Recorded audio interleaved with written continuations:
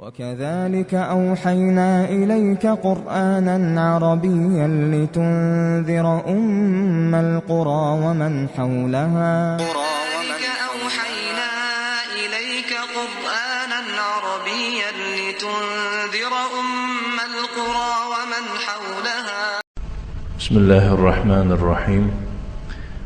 الحمد لله رب العالمين والعاقبة للمتقين، والصلاة والسلام على نبينا محمد وعلى آله وأصحابه أجمعين.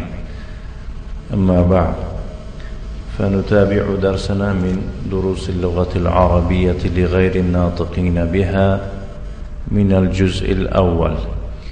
إنك بعوني الله تعالى ما درسوی خود را دوام میدهیم از کتاب دروس اللغة العربية، يعني درس های زبان عربی لغیر الناطقین بها، برای کسانی که با آن حرف نمیزنند. من الجزء الاول یعنی از قسم یکم، طوری که گفتیم در ابتدای درس از این کتاب، که این کتاب از 4 قسم عبارت می باشد. نعم. و پیش از شروع کردن در درس باید که 2 چیزی مهم را دانسته شود. یکی الکلمات الجدیده، کلمه های نوی که واردی هر کدام از درس شده است. دوم قاعده یا که قاعده هایی که در این درس یعنی که ذکر می شود. نعم. الكلمات الجديدة للدرس السادس، كلمة هاي نو آيدي درسي ششم. بعوني الله تعالى ما وشما درس يكم رو گذاشتیم. الدرس الأول، الدرس الثاني، الدرس الثالث، الدرس الرابع، الدرس الخامس، الدرس السادس، يعني درس ششم. أخت، أخوات،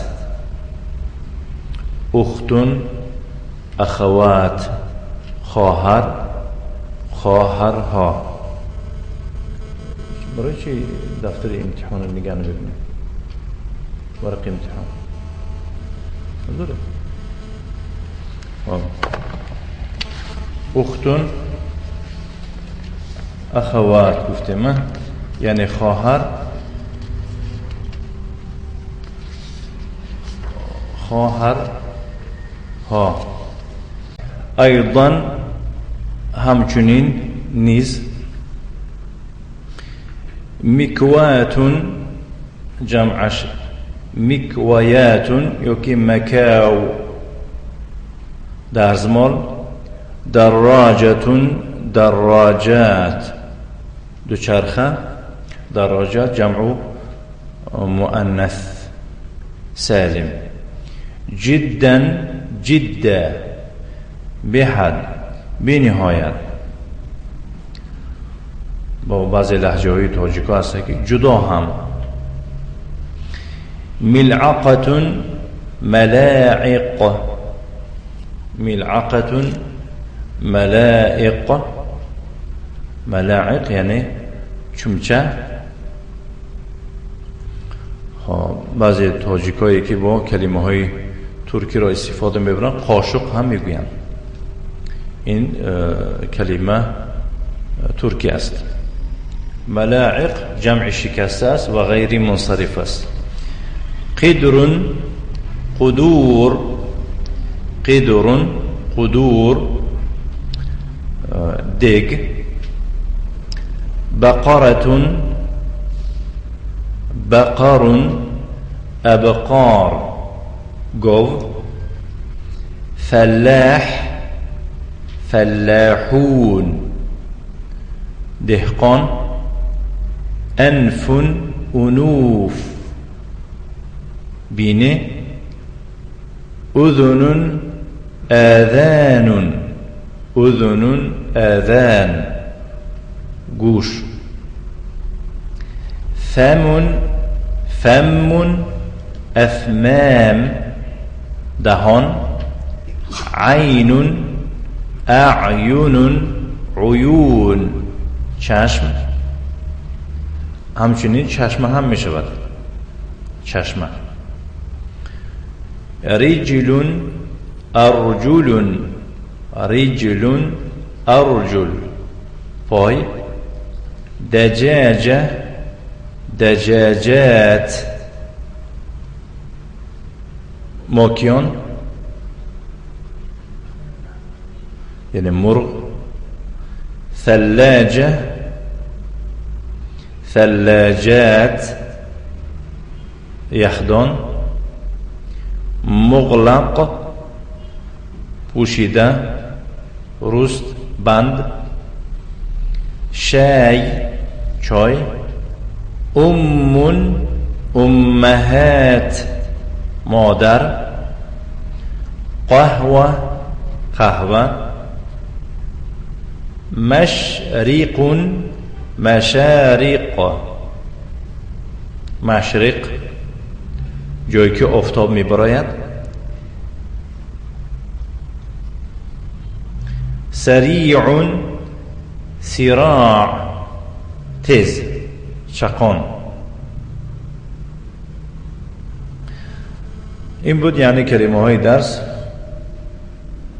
کلمه هایی که نوی در این درس آمدگی هستند. الدرس السادس، درس ششم. موضوع درس هذه، مانندی که درس یکم گذاشتیم. هذا هم خلاص. در درسی گذشته، در درس های گذشته گفتیم، در درس یکم هذا گذاشتیم، اسم اشارت گفتیم. ها حرف تنبیه، اسم ذا اسم اشارت للمفرد المذكر القريب العالم وغير العالم گفتیم. همه خلاص. اکنون هذه الهاء حرف تنبيه وذه اسم إشارة للمفرد المؤنث القريب العالم وغير العالم. فرق چی بوده است؟ مؤنث. نعم. موضوع این درس خیلی هم موضوع مهم است. بارک الله فیکم. خصوصا این درس درباره مؤنث گپ می رود. سخن درباره چی میشد؟ درباره مؤنث، جنسی زنانه.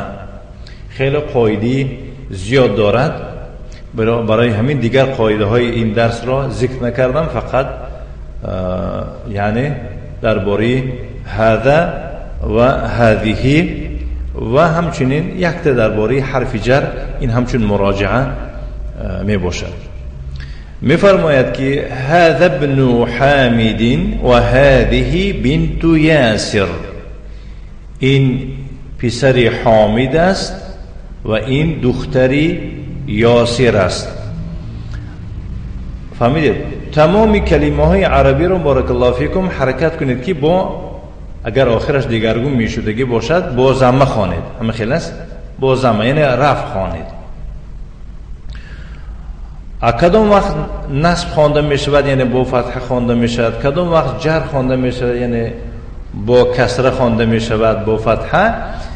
اینا در اساس قاعده می گذاریم. فهمیدید؟ اکنون هذا ابن برای چی ابنو شده است؟ ما گفتیم که در اصل همین خیلی خوانده می شود. اما برای چی حمیدین شده است؟ میگید که حمیدین مضاف الیه مجرور بالمضاف. معلوم میشه که ابن چی بوده است؟ مضاف.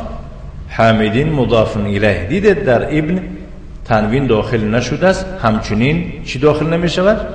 الف لام نیز داخل نمیشود. و یحذف التنوین و ال فی المضاف، در درسی گذشته خوانده بودیم.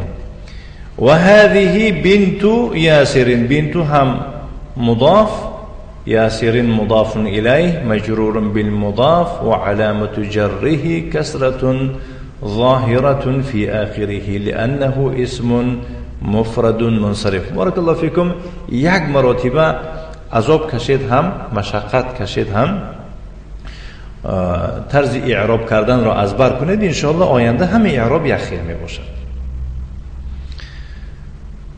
این یک مرتبه ما و شما درباره جنسی زنانه گذشته هستیم، میگذاریم. همین خیلی است. تا حال یعنی جنسی زنانه نبود در درس‌های گذشته. در اینجا میبینیم که هذا در مقابل هذه یا که در مقابل این هذه آمده ایستاده است. هذا اسم الهاء حرف تنبیه، ذا اسم اشاره للمفرد المذكر القریب العالم و غیر العالم گفتیم. همه خلاص در اینجا برای عالم آمده ایستاده است. هذه باشد الهاء حرف تنبیه، صح؟ ذه اسم اشاره للمفرد المؤنث القریب العالم و غیر العالم. در اینجا برای چی آمده ایستاده است؟ برای عالم آمده ایستاده. زیرا بنت مؤنث می باشد. کدام جنسی مؤنث، کدام نوعی مؤنث می باشد، اینه انشاءالله حاضر می گذاریم. اول مهم فهمیدن در کار که این پسری حامد است و این دختری یاسر. اکنون به قاعده می گذاریم پیش از اون که درس رو دوام دهیم، زیرا ما احتیاج به قاعده داریم در اینجا. یکم درباره چی میگذاریم؟ تقسیم الاسم الى مذکر و مؤنث. این یک موضوع معیده می باشد. تقسیم الاسم الى مذکر و مؤنث، یعنی تقسیم شدن اسم به مذکر و مؤنث. معلوم می شده است که اسم می شده است مذکر و می شده است مؤنث، یا که اسمی هست که او را مذکر می نامند و اسمی هست که آن را چه مؤنث می نامند. بنابراین میگویند که ینقسم الاسم من حیث النوع الى قسمین. ینقسم الاسم من حیث النوع الى قسمین، یعنی اسم از جهتی یا که از لحاظ نوع و جنسیتش به دو قسم تقسیم می شود. همه خلاص، یعنی از جهت اگر جنس گوییم می شود که گفته ایستاده است که ینقسم الاسم من حیث النوع. در اینجا نوع به معنای چی؟ جنس گفته ایستاده است. اسم از جهتی یا که از لحاظ جنس به دو قسم تقسیم می شود. مذکر چیست؟ با تعریف ما المذکر یا که ما المذکر گفتن خوب است خیلی که شیخ تنبیه کردن. و هو كل ما دل على ذکر، و هو كل ما دل على ذکر، یعنی مذکر هر چیزی را می نامند که دلالت به مردانگی کند، به جنسی، مثل مانندی الطفل، کودک، این جنس هست. حالا اینها رو با علاهده میگذاریم. از کجا فهمیدیم که اینها مردان است؟ الثاني، القسم الثاني المؤنث، وهو كل ما دل على انثى، یعنی مؤنث هر اسمی را می نامند که دلالت به مادی نکند، مثل فاطمه، الدجاجه مکیون، البقره گاو. فهمت؟ بعدا می فرماید که هناك علامات ثلاث لتأنیث الاسم. این خیلی هم مهم است. در اینجا با چند علامت های است که به طفیل این علامت ها ما می دانیم که این اسم مؤنث می باشد. این علامت ها از چند چیزی بارد می باشد؟ از 3 چیز. فهمیدید؟ در اینجا 3 علامت است که به طفیل این 3 علامت ما می دانیم که این اسم مؤنث می باشد. چی می باشد؟ مؤنث می باشد.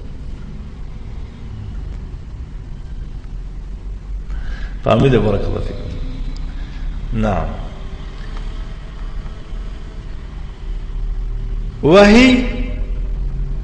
و علامت ها از چی عبارت می باشند؟ یکم تاء التأنیث المربوطه. چی بوده است؟ تای زنانه ای که و تای مربوطه میگویند. فهمیده؟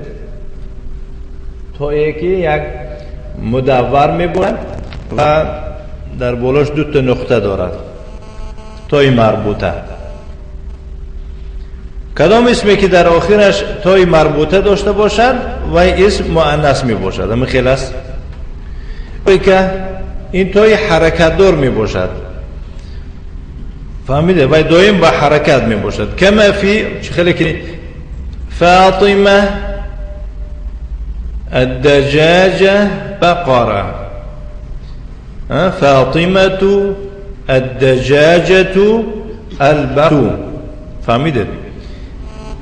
فهمیدیم که از این تا این اسمها چگونه اسم بودیم؟ اسمهای مؤنث. الثاني دویم علامت تأنیث الاسم الف التأنیث المقصورة، الف التأنیث المقصورة، الف زنانه مقصوره میگویند.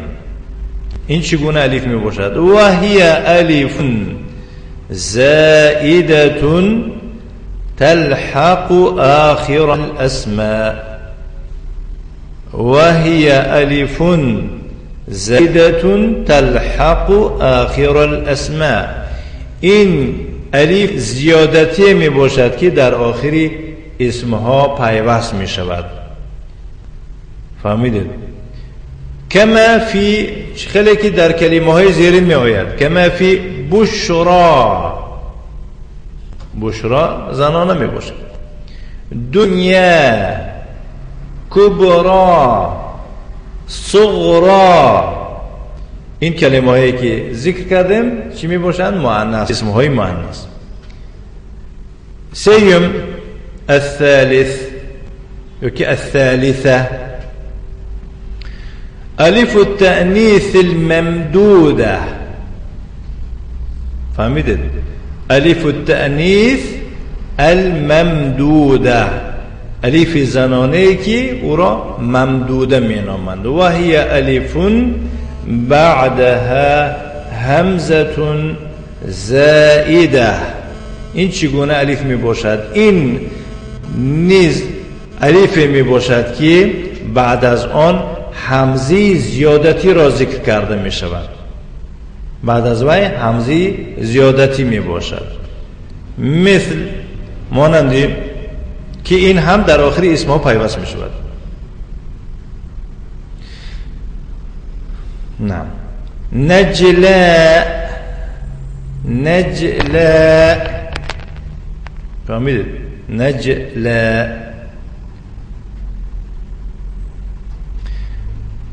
تقسیم الاسم المؤنث، تقسیم شدن اسم مؤنث. با اسم مؤنث در نوبت خود تقسیم می شده است. ینقسم الاسم المؤنث الى قسمین، یعنی اسم مؤنث به 2 قسم تقسیم می شود.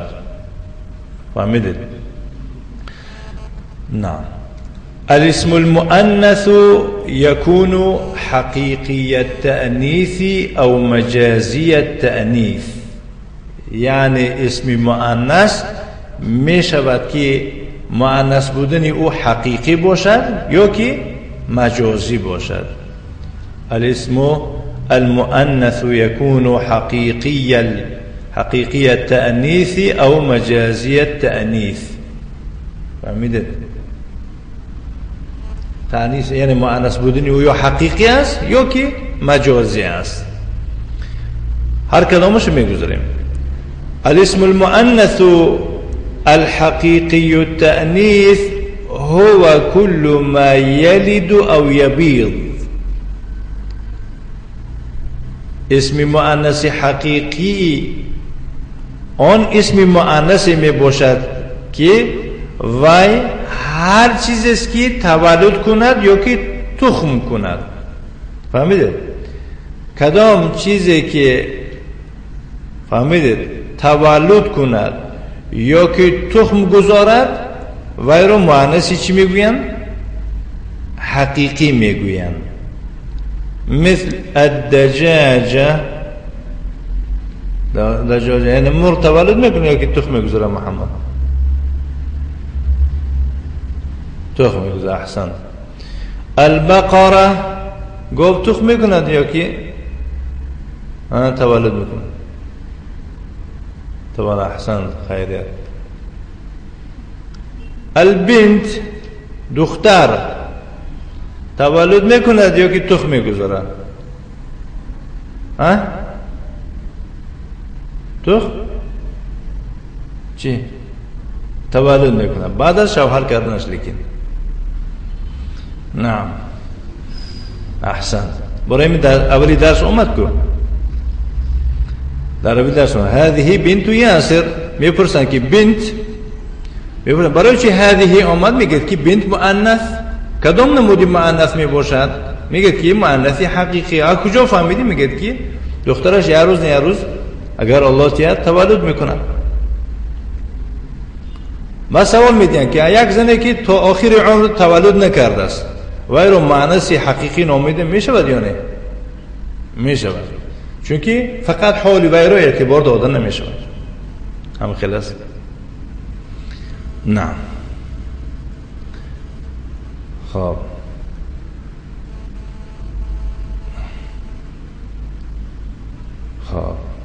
أين نحن. والاسم المؤنث المجازي التأنيث دوم گفتم اسم مؤنثی می باشد که او مؤنث بودنی او مجازی می باشد و کل ما لا یلد ولا یبیض. در این داخل می شود هر چیزی که تولد نمی کند و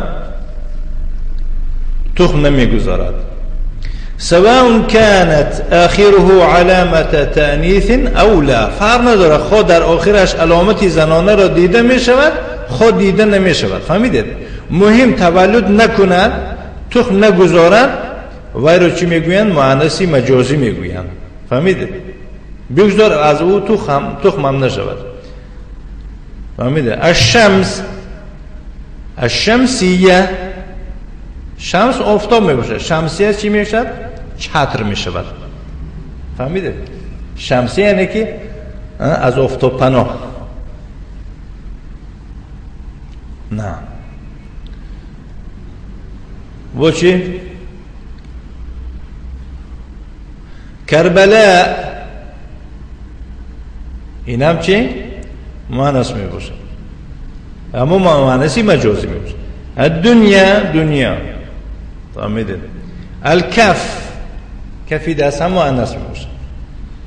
الرجل برای آسان شود یعنی که هر عضوهای انسان که از دو تا عبارت باشند و در مؤنث داخل میشن. دو کف مثلا، دو گوش، دو چشم، دو ابرو، دو پای، دو زانو و هکذا. فهمیدید؟ والمؤنث ثلاثة أنواع من حيث وجود علامة التأنيث أو عدم وجودها. مؤنث از جهت علامتی زنانه داشتنش و از جهت نداشتنش به سه قسم تقسیم می شود. گوش کنید. اسم مؤنث فهمیدید؟ از یا که به خاطر یا که از لحاظ علامتی زنانه داشتن و نداشتنش به سه قسم تقسیم می شود. یکم مؤنث لفظا و معنا. می شود که هم لفظش مؤنث باشد هم معناش مؤنث باشد. در این داخل می شود خدیجه، هبه، لیلا، لمیا. فهمیدید؟ اینها مؤنث بود. مؤنثی چی؟ لفظی معنوی. فهمیدید؟ دوم مؤنث لفظا فقط. می شود که فقط لفظش مؤنث باشد. فهمیدید؟ معلوم میشه که معناش مؤنث نمی باشد. مانندی اسامه، سلامه، معاویه. فهمیدید؟ هنا المعنى للمذكر. در اینجا اینها رو بینه معناش برای مذکر می باشد. ولكن في كل اسم علامة من علامات التأنيث. ولی برای هر اسمی در بالا ذکر کرده مانند اسامت و سلامت و معاویت و علامت زنانه دارن. همه خیلی است. و هذا النوع يسمى اسما مؤنثا لفظا. این نوع اسمها رو چی میگوین؟ اسمهای مؤنثی لفظی میگوین. بسیار آسان است انشاءالله اگر کسی فکر کند، گرچنده که متن عربیش از بر نداند هم انشاءالله به زبانی مادریش باید که فهمد. سیوم مؤنث معنا فقط. سیوم مؤنث می باشد که فقط معنای او مؤنث می باشد اما لفظش مؤنث نیست. فهمیدید؟ مانندی خلود، هند، سعاد. فهمیدید؟ اینها چی می باشند؟ اسمهای مؤنثی معنوی می باشند. اکنون شروع میکنیم با ترجمه. هذا ابن حامد و هذه بنت یاسر. این پسر حامد است و این دختر یاسر است. ابن حامد جالس و بنت یاسر واقفه. فهمیدید؟ پسر حامد نشسته است و دختر یاسر واقفه راست ایستاده است. پرسند که چرا در اینجا واقفتون شد؟ به خاطر بنت. فهمیدید؟ اگر مبتدا مذکر باشد خبر نیز مذکر می شود. اگر مبتدا مؤنث باشد خبر نیز مؤنث می باشد. در اینجا ابن که مذکر بود جالسون مذکر شد. در اینجا بنت که مؤنث بود واقفتون چی شد؟ مؤنث شد. فهم؟ من هذه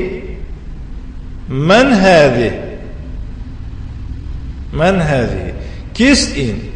هذه اخت المهندس. این دختری خواهر مهندس است. فهمیده؟ هذه اخت المهندس. این خواهر مهندس است. اهی ایضا مهندسه. آیا او نیز مهندسه است؟ لا هی طبیبه. نه، وای دکتر است. نه، باید هم رسید. ما اسم مؤنث رو در یک درس گذاشتیم. فهمیدید؟ اما اختصارا گذاشتیم، اما شرحش نگذاشتیم. باید باشه نه؟ من فی الحمام آمینه تو گفتیم. نعم. سیارة من هذه؟ این نقلیاتی کیست؟ هذه سیارة المدیر. این نقلیاتی مدیر است. ما هذه؟ این چیست؟ هذه مکواه. این دستمال است. لمن هذه؟ این از آن کیست؟ یعنی همین دستمال از آن کیست؟ هذه لخالد. این از آن خالد است. دیدید؟ این برای خالد است. لی ما در درس‌های گذشته گفتیم که حروف الجر و هی فی علی من الی، در اینجا اللام، لام از حرفای جر می باشه. و غیرها من الحروف التي تجر الاسم الذي بعدها، و غیر از اینها با دیگر حرفای جر می باشند مانند با و تا و کاف و منذ خلا رب حاشا من عن علا حتی الی. هم خیلی است.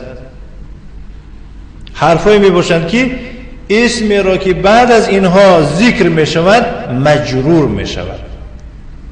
و علامت جره کسرة ظاهرة، علامت جر یا کسری ظاهری می شود او مقدره یا کسری تقدیری می شود او ما ناب عنها یا هر چیزی که نایب از کسره شود با جای کسره دیگر چیز هم آمدنش ممکن.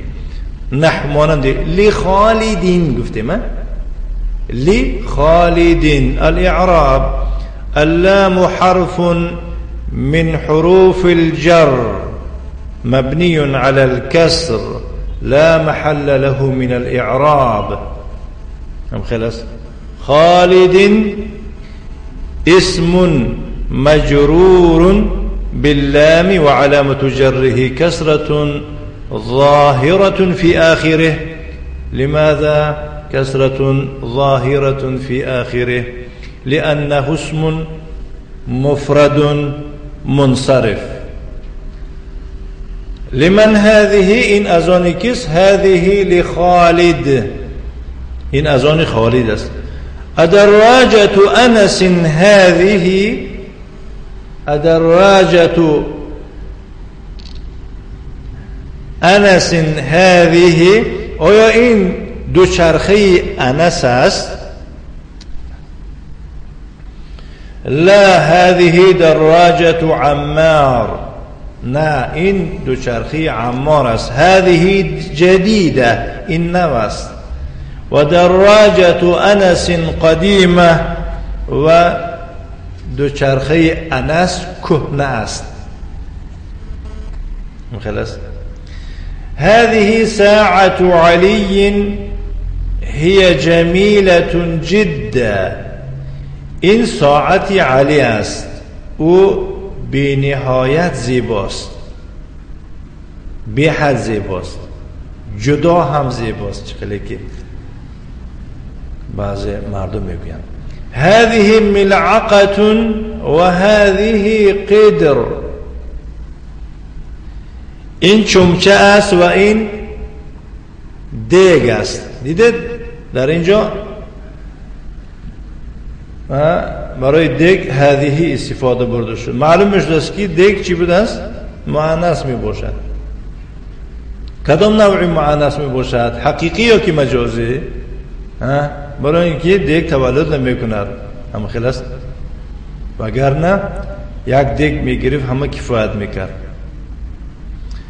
خب همه دیگ فروش میشه. الملعقة فی القدر. چمچه در داخلی چیز دیگ است. هذه بقرة الفلاح. این گاوی دهقان است. بقره مذکر است یا مؤنث یا محمد؟ مؤنث. حقیقی است یا مجازی؟ حقیقی؟ تولد میکنه یا نه؟ بله. وگرنه از کجا شیر برای تو؟ هذا انف و هذا فم. این بینی است و این دهان است. هذه اذن و هذه عین. این گوش است و این چشم است. معلوم میشه که اذن و عین مؤنث بوده است. خلاص ما گفتیم که عضوهای دوگانه تن چه مؤنث باشه. و هذه ید و هذه رجل. و این دست است و این پای است. تمام شده.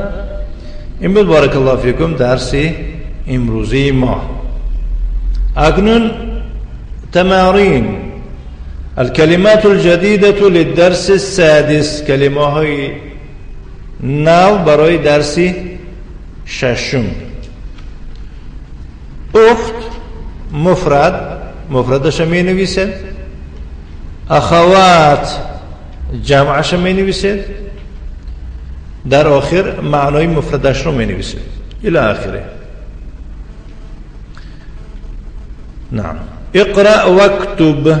بخوان و بنویس. هذا مسجد و هذه مدرسه. در جدول پایان از طرف راست این عباره را می نویسید و ترجمهش را از طرف چپ زیر همون رقم می نویسید که این مسجد است و این مدرسه است. تمارین مشق دویم. ما هذا وقتی که سوال میدهن مثلا به قلم نگاه کرده، ما هذا، میگید که هذا قلم. با چمچه هذه ملعقه. با کتاب هذا کتاب. با پیراهن هذا قميص إلى آخره. الثالث اقرأ المثال وكون جملا على غراره. مثال را بخوان. معلوم است که مثال را نوشته شده است و همانند او جمله ها تشکیل کن. محمد طالب، اگر به جای محمد آمینه باشد چی میشد؟ آمینه طالبه. آمینه دانشجوی دختر است. فهمیدید؟ برایش آمینه تو تنوین نگرفت، سوال دادنم ممکن. سوال شدنش ممکن که آمینه تو مؤنث یا مذکر، حقیقی است یا کی مجازی، علامتی تانیث دارد یا ندارد. فهمیدید؟ لفظی است یا کی معنوی. طالبتون هم همین طور. حامد طبیب، بجای حامد اگر فاطمه باشد چی میشد؟ فاطمه طبیبه. الرابع، مشق چهارم، صحح الجمل الآتیه. جمله های می آمدگی را درست کن. معلوم است که جمله هایی که در پایان ذکر می شوند و اینها را خطا نوشته شده است. اذکر الخطأ بعداً خطاگی را ذکر کن. حقیبت من هذا خطأ و صحیح حقیبت من هذه، چونکه هذه اشاره به همون جامدان میکنه. الغرفة مفتوح خطأ و صحیح الغرفة مفتوحه. ما گفتیم مبتدا مذکر باشد خبر مذکر می شود، مؤنث باشد مؤنث می شود الى آخره. الخامس اقرأ واكتب مع ضبط اواخر الكلمات. بخوان و بنویس با حرکت آخر کلمه ها. هذا لمحمد و ذلك لحامد.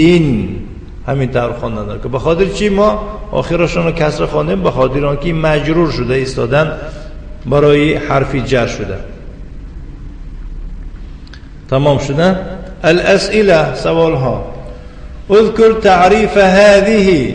تعریف هذه را ذکر کن. از یاد اینا رو نویسن نیست. میگید که الهاء حرف تنبیه، ذه اسم اشاره للمفرد المؤنث القريب العالم وغير العالم. الثاني إلى كم ينقسم الاسم من حيث النوع. از جهت النوع جنس اسم بچند قسم تقسیم میشود؟ ما المذكر، مذكر چیست؟ كل ما دل على ذكر. ما المؤنث، مؤنث چیست؟